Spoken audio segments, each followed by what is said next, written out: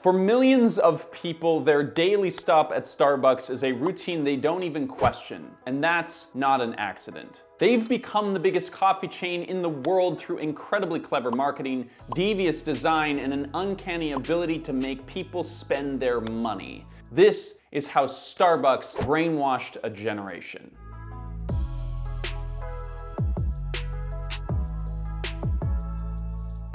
A huge thank you to Ground News for sponsoring today's video.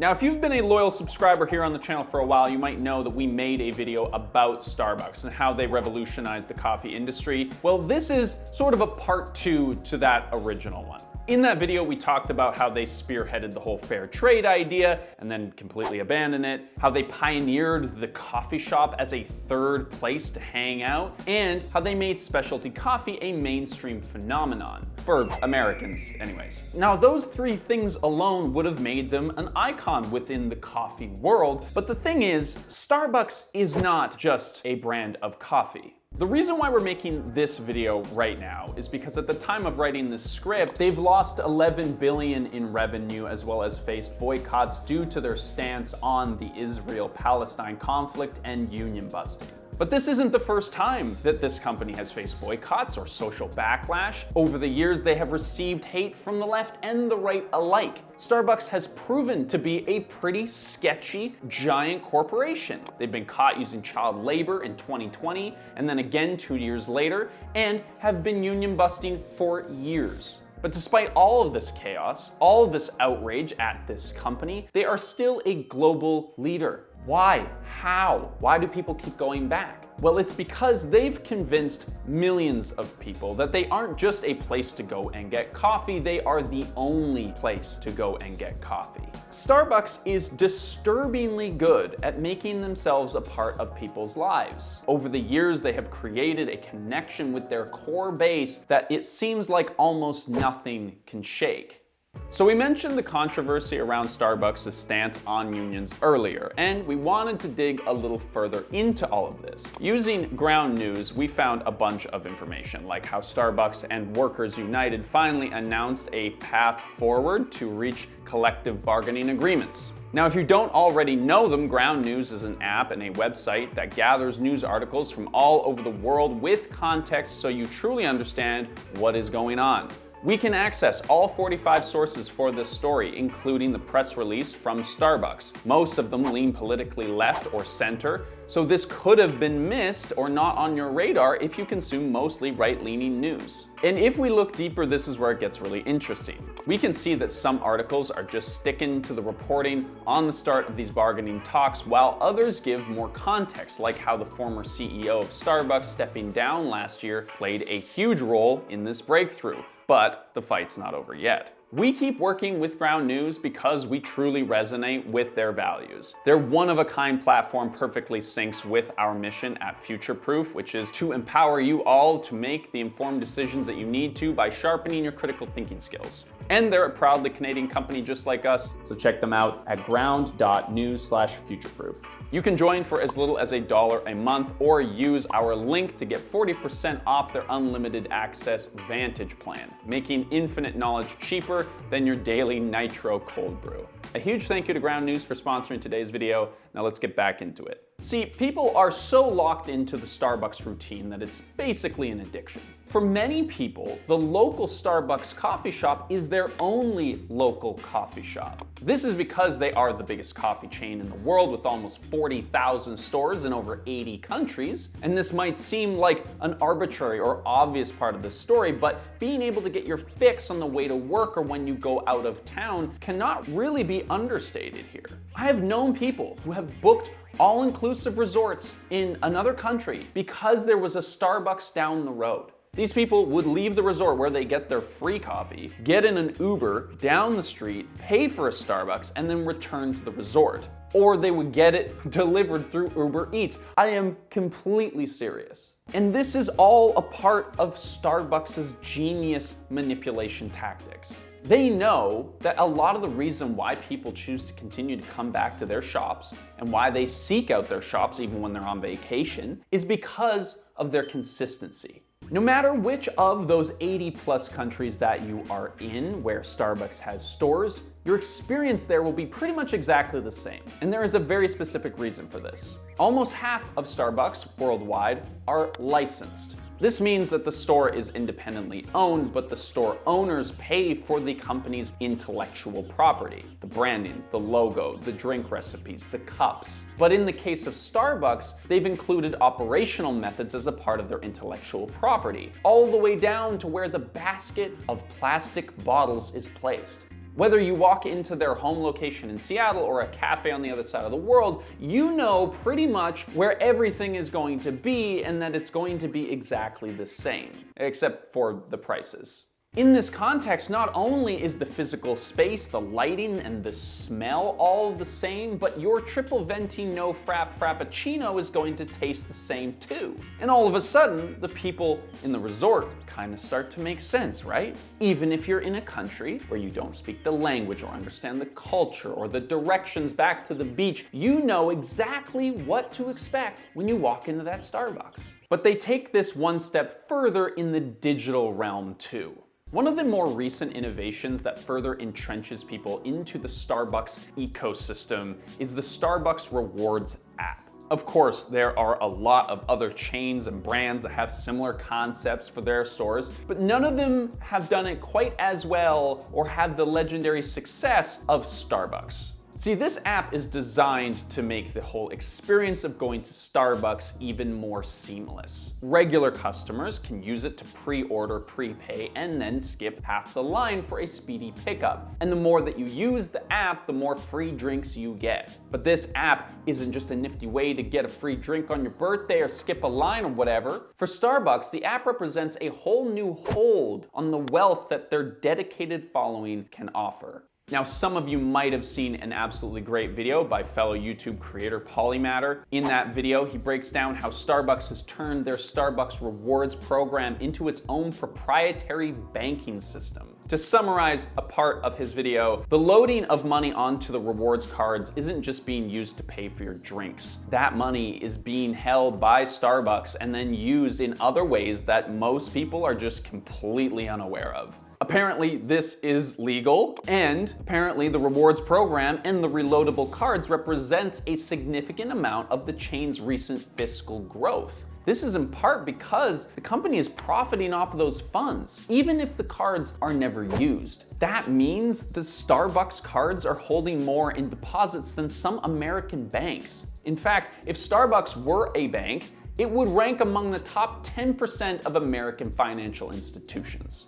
On top of using your money to make more money, the app also uses the analytics based on your purchase habits to inform their push notifications. This includes personalized marketing about happy hour events and other perks that you might want to indulge in. So you started using the app because you thought it was going to be convenient, and then they ended up using your money to make more money, and then they started mining your data to get you to buy more, and this is probably not what you thought was going to happen when you signed up to get that free birthday Frappuccino.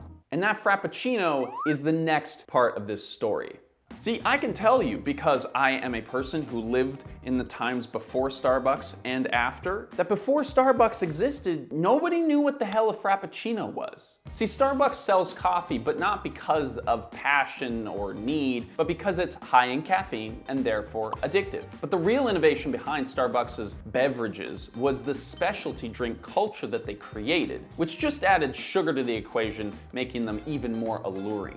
Today, most people that order a drink at Starbucks aren't getting a coffee with cream in it. The latte or cappuccino is the bare minimum, and most opt for a much more complicated, flavored, seasonal, or color-coordinated beverage that look more like candy than coffee. And this is just the stuff that's literally on their menu. Apparently, there is a whole culture around secret menu drinks that I sadly had to learn about in the making of this video. This has to be like the moment in which you realize just how lost in the sauce some people are with the whole Starbucks thing. If you go on your phone right now and you look up Starbucks on TikTok, you're gonna find hundreds of secret menu drink videos. And there are websites and other videos on other platforms that do the same thing. These drinks were invented, I think, by Starbucks ride or dies with too much time on their hands. basically. They basically take pre-existing menu items and then add a whole bunch of customizations onto it that eventually turn it into a whole new drink. And these things are expensive because each add-on is like 50 cents a pop. I get why it happens, but I just want to say two things on this before we move on. One, don't buy these, okay? Your barista hates you, the people behind you hate you, and you just don't need to do this. Which brings me to my second point. I personally just think it's such a bummer when people channel their artistic energy into something as trivial as Team Edward versus Team Jacob Frappuccinos, okay? Maybe I'm being judgmental here, but sometimes I wonder what the world would be like if people spent more time expressing themselves in ways that didn't, directly fund a massive company, Like, draw something, cook something, I don't know, learn how to do a handstand. Just don't do it in a Starbucks. All right, but now we're gonna get into one of my favorite parts of this whole scenario, and that is the cup. The Starbucks to-go cup is iconic, and it is an often overlooked and brilliant tool in the retention of customers. See, first and foremost, the cup eliminates all responsibility from the consumer. Not only do you not have to buy the ingredients for the coffee or make the coffee in the first place, but the disposable cup removes all cleanup. This reduces the friction of the whole interaction almost completely. The brilliance of the disposable cup as a tool is probably why, more than anything else, the reusable cup trend truly never reached the mainstream.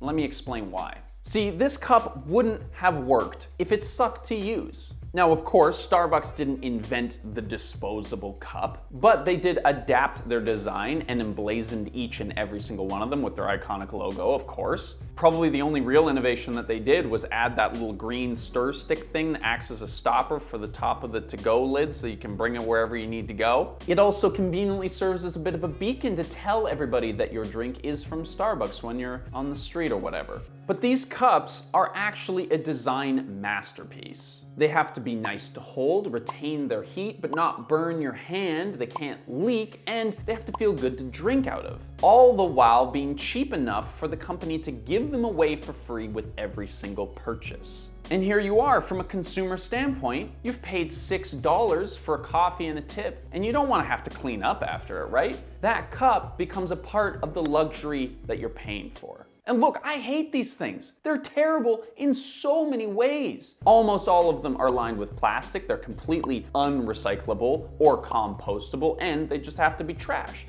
But that doesn't really matter, because for a mass-produced product, they are impressively well made, which completely aligns with Starbucks' promise to center the customer's experience above all else. Now, if you are a little bit concerned about the planet, don't worry, Starbucks hears you.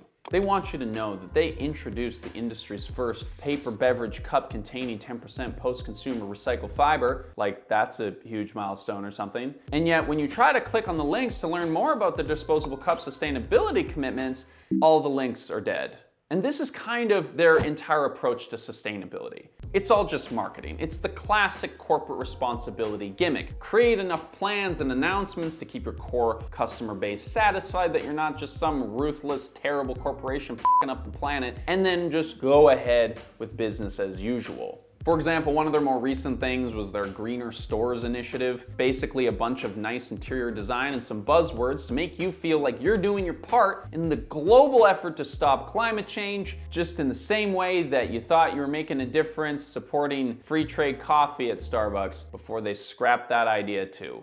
Once again, you'll have to watch our first video if you want to know what I'm talking about there. And as per usual, this is all just a distraction from their questionable politics, their shady ingredients, and their announced but yet to materialize compostable cups. Their whole marketing tactic kind of reminds me of being a teenager. You know, you get a job, you show up for 1 week, and then you quit, but then you just keep it on your resume. Like, it's not technically a lie, but it's definitely not true either. Now, all of this culminates into the final objective, which is to brainwash people into choosing Starbucks without even thinking about it. Their presence all over the world, the app, the cup, and the fancy sugary coffee itself is all there to make them the most appealing and most convenient choice possible.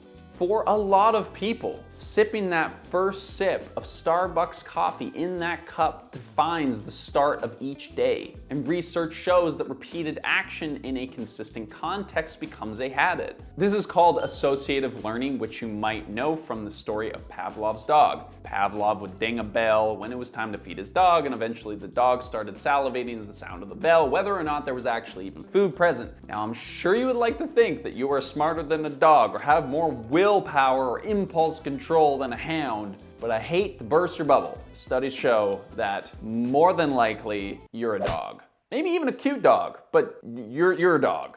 We're all dogs, really. And Starbucks knows it. They have this incredibly powerful hold on their customer base, but that's not quite enough. To continually grow, they need to expand their reach, and there is no better way to do that than through the youths.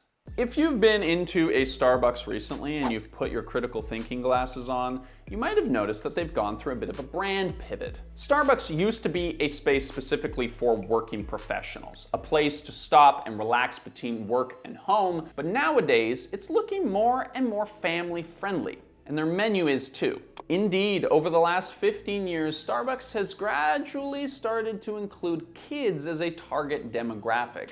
Today, toddlers are chugging down babycinos as soon as they're old enough to hold a cup. Now, of course, we have to say Starbucks isn't the literal devil here trying to get kids hooked on caffeine before they can walk. That would be way too obvious. It's a little bit more like this. Working professionals, the people previously targeted by Starbucks, also now have kids. We know that more than anything, specifically coffee, Starbucks sells a positive customer experience. In this case, they want to keep customers happy, which means keeping those parents happy, which means keeping kids happy. So now we're seeing even more pink drinks and cake pops and other colorful sugar-filled sweets and treats. The shelves are stocked with newly designed bright and patterned reusable plastic cups, which, lucky for them, also supports their sustainability goals of phasing out all their disposable cups someday. And yes, there is a secret menu for kids too. Now I'm here as a new dad thinking, shit, I gotta go get Starbucks and get matching drinks with my kid or something?